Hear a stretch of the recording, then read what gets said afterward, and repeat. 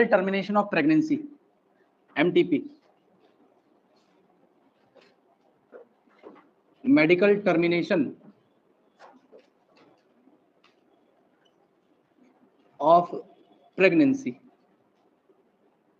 Short में इसे MTP कहा जाता है, या आप इसी को इंड्यूस्ड अबॉर्शन भी कह सकते हो।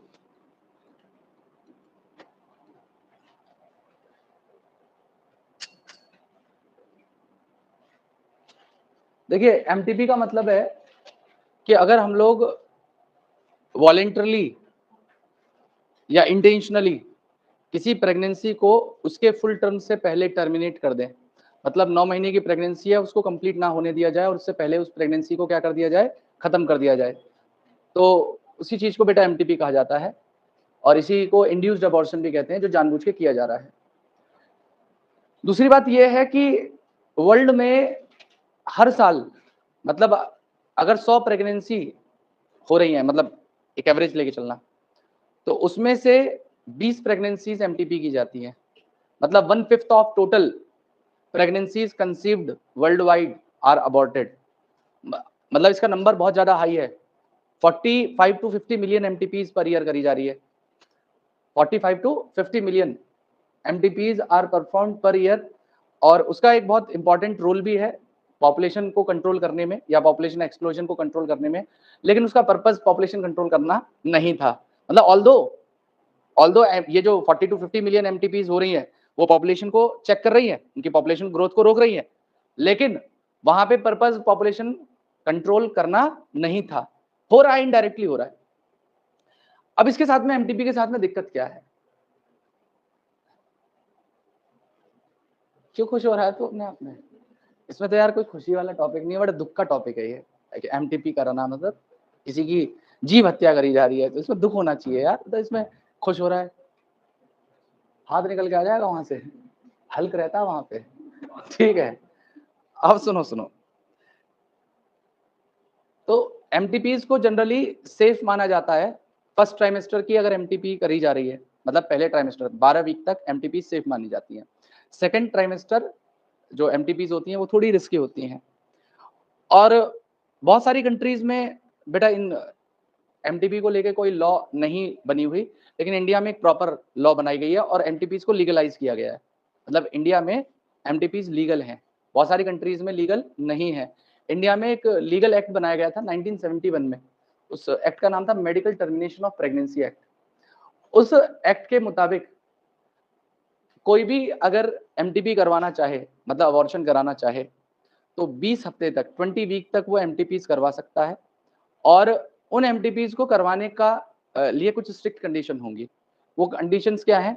वो कंडीशंस ये हैं कि सबसे पहले वो प्रेगनेंसी अनवांटेड होनी चाहिए।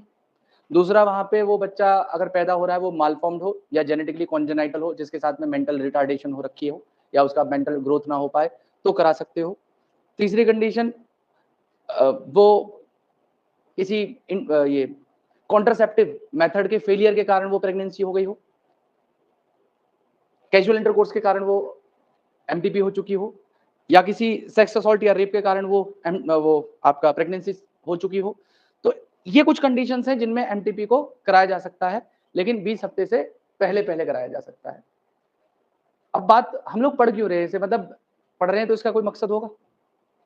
तो मकसद ये है कि इसके साथ प्रॉब्लम क्या एसोसिएटेड है, कि ये जो MTP है लीगलाइज भी कर दी है, तो लीगलाइज है तो मतलब हर कोई करा सकता है, तो फिर इसमें समस्या क्या है? तो इसमें समस्या सबसे पहली ये है कि बेटा जो मेजॉरिटी ऑफ MTPs करते हैं, मेजॉरिटी ऑफ MTPs जो होती हैं वो सेकंड ट्राइमेस्टर में कराई जाती हैं, जो रिस्की होती हैं, और सेकंड ट्राइमेस्टर में कराने का एक मकसद होता है, उसको मकसद होता है फीमेल को मारना। क्यों?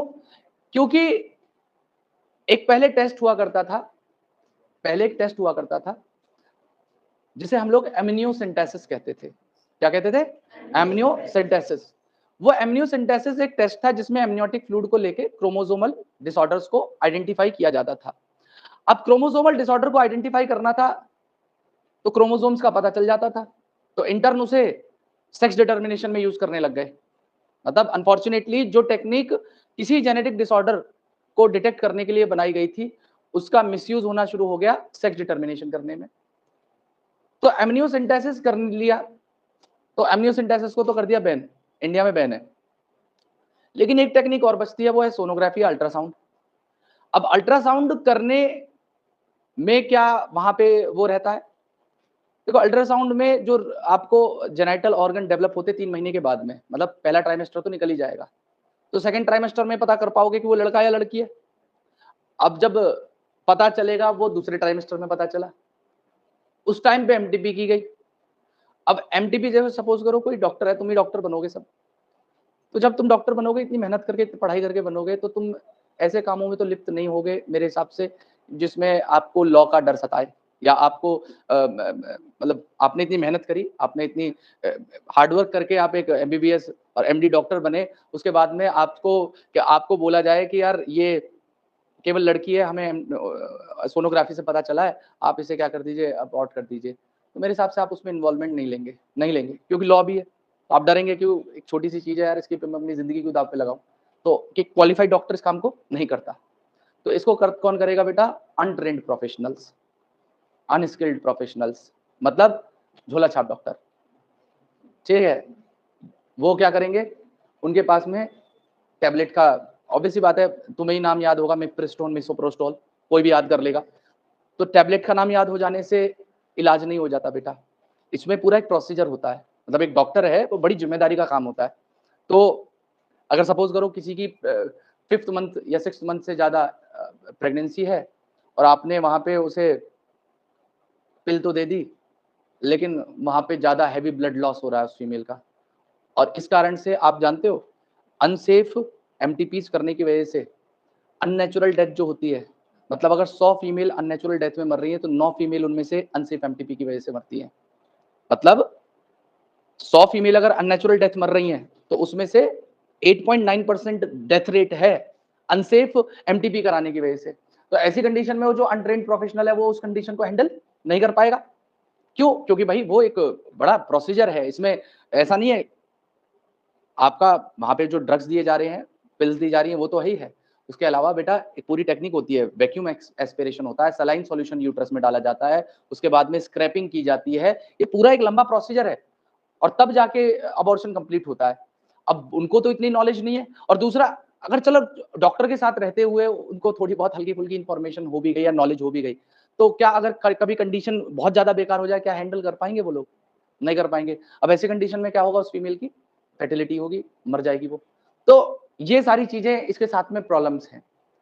प्रॉब्लम यही है कि सेक्स डिटर्मिनेशन करना, फिर फीमेल मैटरनल डेथ भी इसकी प्रॉब्लम है, और और इसके साथ में इसको लेके फिर ना इंडिया में एक और रेगुलेशन बना दिया गया, जैसे एमटीपी को लेके एक एक्ट बना, ऐसे ही सेक्स डिटर्मिनेशन को लेके भी एक एक्ट बनाया गया, जिसको लेटेस्ट अभी अमेंड किया गया।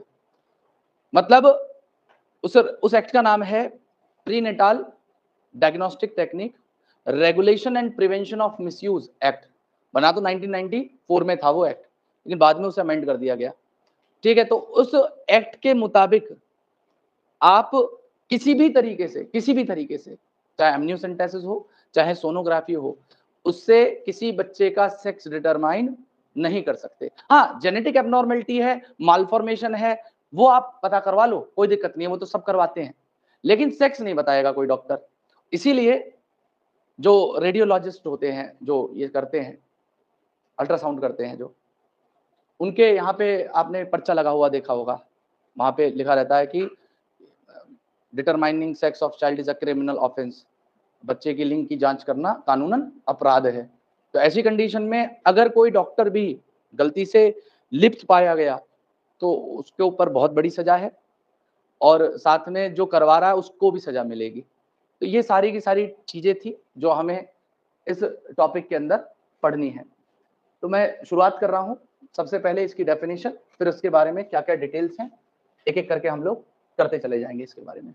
तो यहाँ पे मैं लिख दे रहा हूँ कि अगर हम इंटेंशनली या वॉलेंटरीली टर्मिनेट कर रहे हैं प्रेगनेंसी को,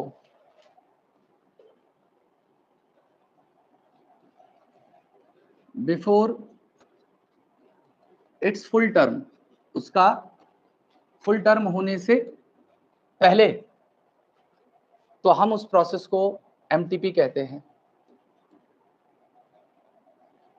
world wide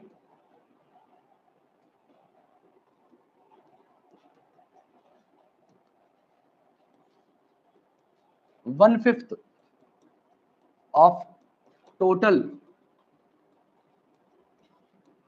conceived pregnancies are aborted per year. It means अगर 100 प्रेगनेंसी होती हैं तो उसके अंदर 20 एमटीपी करवा दी जा रही हैं, उसमें से 20 का एमटीपी करवाया जा रहा है। और बेटा इनका जो नंबर है एमटीपीज का, ये 40 to 50 million MTP each year करवाई जाती हैं वर्ल्ड वाइड हर साल। और इनका बहुत बड़ा योगदान है पॉपुलेशन को रोकने में। Have significant role in checking population growth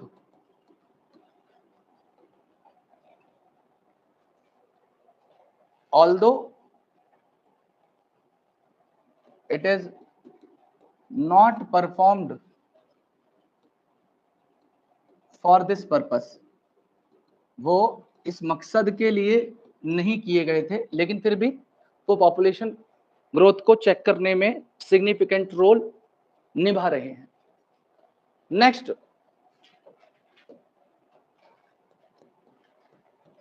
first trimester MTP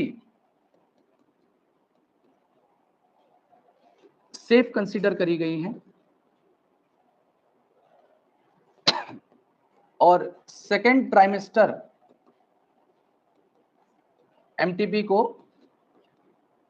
risky consider किया जाता है, नहीं करानी चाहिए। लेकिन ज्यादातर एमटीपी सेकेंड ट्राइमेस्टर में होती है।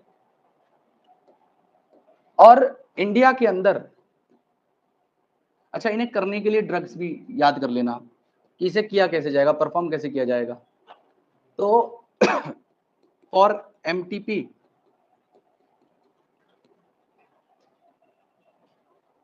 एक ड्रग होता है मिप्रेस्टोन, का दूसरा नाम है RU486।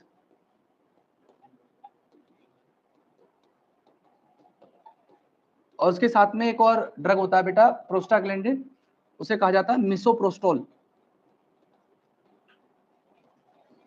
मिसोप्रोस्टोल ये एक प्रोस्टाग्लैंडिन है जो यूट्राइन कॉन्ट्रैक्शन को कराएगा, जल्दी से एंडोमेट्रियम को शेड करने में मदद करेगा। तो इसकी एक पिल और इसकी 4 पिल्स दी जाती हैं उसमें। और ये देने के बाद में, ये दोनों पिल्स हैं, इन्हें देने के साथ साथ में वहां पे फॉलो किया जाता है वैक्यूम एस्पायरेशन, या वहां पे सलीन सॉल्यूशन को यूट्रस में भेजा जाता है, या फॉलो किया जाता है स्क्रैपिंग से, स्क्रैप आउट करके एंडोमेट्रियम को बाहर निकाला जाता है। तो ये जो मिफ्रेस्टोन है ये बेसिकली एक एंटी प्रोजेस्टेरोन ड्रग है। ये एक एंटी प्रोजेस्टेरोन ड्रग है। तो जैसे ही ये एंटी प्रोजेस्टेरोन ड्रग वो फीमेल लेगी, प्रोजेस्टेरोन लेवल फॉल हो जाएगा उस फीमेल के अंदर, और प्रोजेस्टेरोन लेवल फॉल होने के कारण वहां पे तुरंत एंडोमेट्रियम शेड हो जाएगी। और उस एंडोमेट्रियम के साथ साथ जो इम्प्लांटेड फीटस था वो भी हट जाएगा। अब बात यह है अगली कि इंडिया में इसको लेके कौन सी लॉ बनाई गई। तो इंडिया के अंदर एक प्रॉपर एक्ट बनाया गया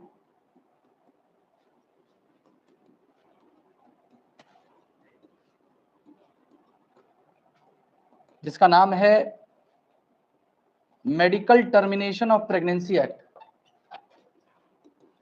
medical termination of pregnancy act 1971। इस एक्ट के अकॉर्डिंग एमटीपीज को परफॉर्म किया जा सकता है, ऐसे लिखिएगा, MTPs are legalized and can be performed up to 20 weeks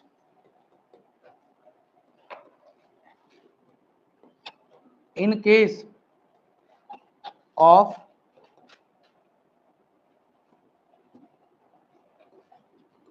malformed child, जिसमें कोई कॉन्जेनाइटल बड़ा डिसऑर्डर हो जाए या उसमें कोई ज्यादा बड़ा जेनेटिक डिसऑर्डर हो रखा है, लगता है कि भाई वो अगर इस धरती पे आएगा तो उसको और ज्यादा कष्ट होगा, तो ऐसी कंडीशन में उस बच्चे को अबॉर्ट कर दिया जाता है। दूसरा,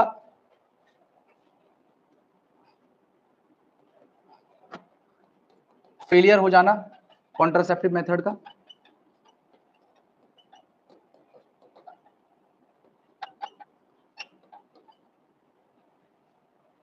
उसके अलावा अगर वहां पे रेप या सेक्स असॉल्ट हुआ है, उस कारण ये प्रेगनेंसी हुई है, तो उसके कारण, और अगर ये प्रेगनेंसी कंटिन्यू रही तो मदर की लाइफ के लिए वो प्रेगनेंसी फेटल है उस कंडीशन में भी। ठीक है, if continuation of pregnancy is fatal for mother। तो ये सारी कंडीशंस है जिसमें एमटीपीज को लीगलाइज किया गया कि करा जा सकता है।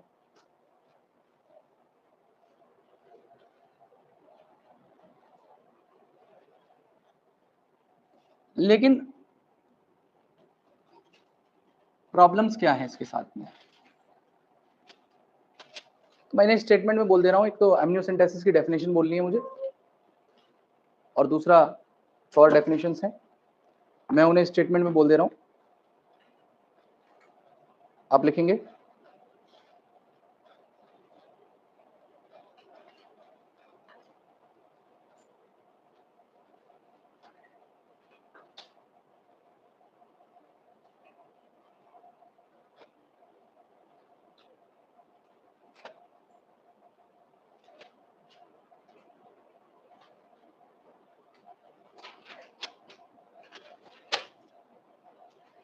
हाँ जी, प्रॉब्लम्स में सबसे पहले लिखिएगा, majority of MTPs are performed illegally. Majority of MTPs are performed illegally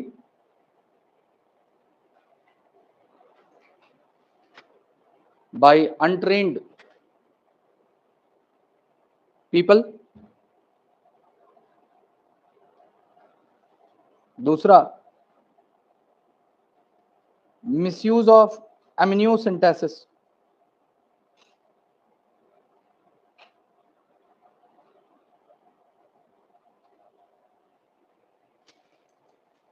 इसमें आगे लिखिएगा मिसयूज ऑफ एमनियोसेंटेसिस में, इसमें ब्रैकेट में लिख दीजिएगा, a fetal sex determination test, a fetal sex determination test based on chromosomal pattern, based on chromosomal pattern, और full stop bracket बंद कर दीजिएगा, और उसमें लिखिएगा, if fetus is female it is followed by MTP. If fetus is female it is followed by MTP. और एक बड़ी सी हेडिंग डालेंगे एमनियोसेंटेसिस, एक बड़ी सी हेडिंग डालेंगे आप एमनियोसेंटेसिस, आप बड़ी सी हेडिंग डालेंगे एमनियोसेंटेसिस, और इसमें पूरा डेफिनेशन है, इसके बारे में लिखेंगे हम लोग। लिखिए, it is a prenatal diagnostic technique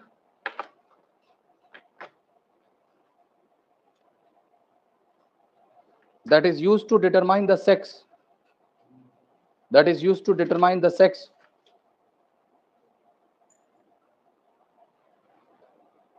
and genetic disorder of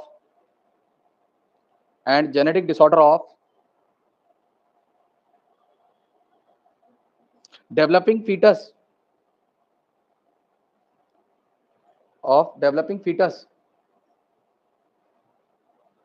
in the mother uterus,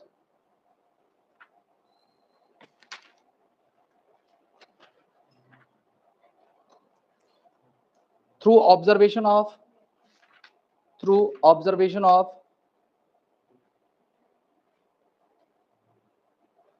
chromosomal pattern.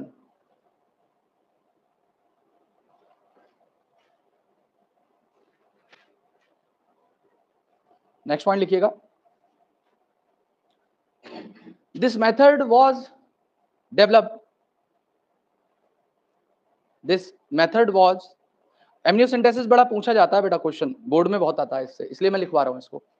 एमनियो, इसमें लिखिएगा this method was developed to determine any kind of genetic disorder, any kind of genetic disorder present in the fetus,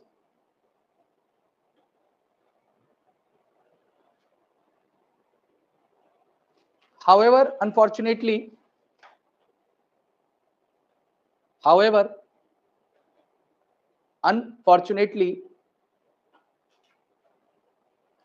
this technique is being misused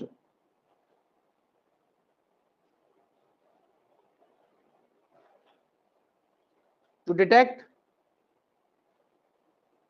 the sex of fetus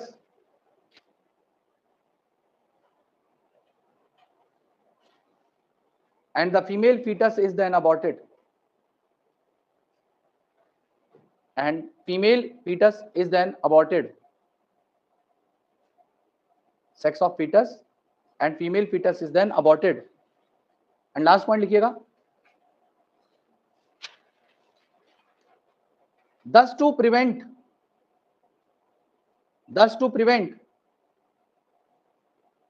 increasing female feticide,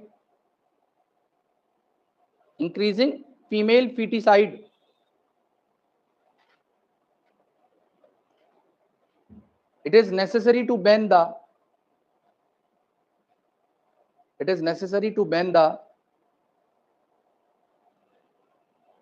uses of amniocentesis technique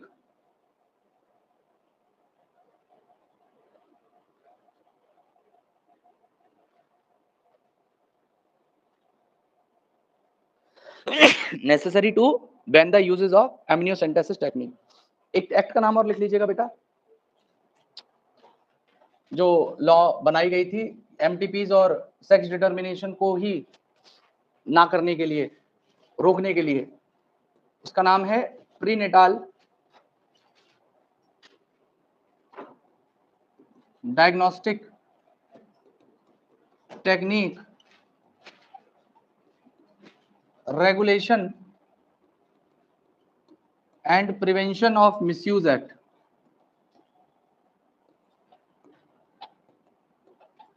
act 1994।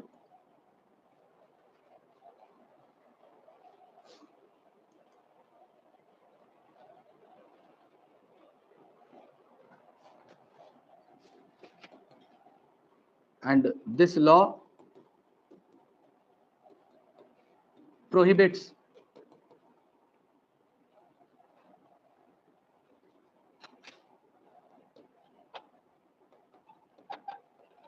प्रीनेटाल sex determination. That's it.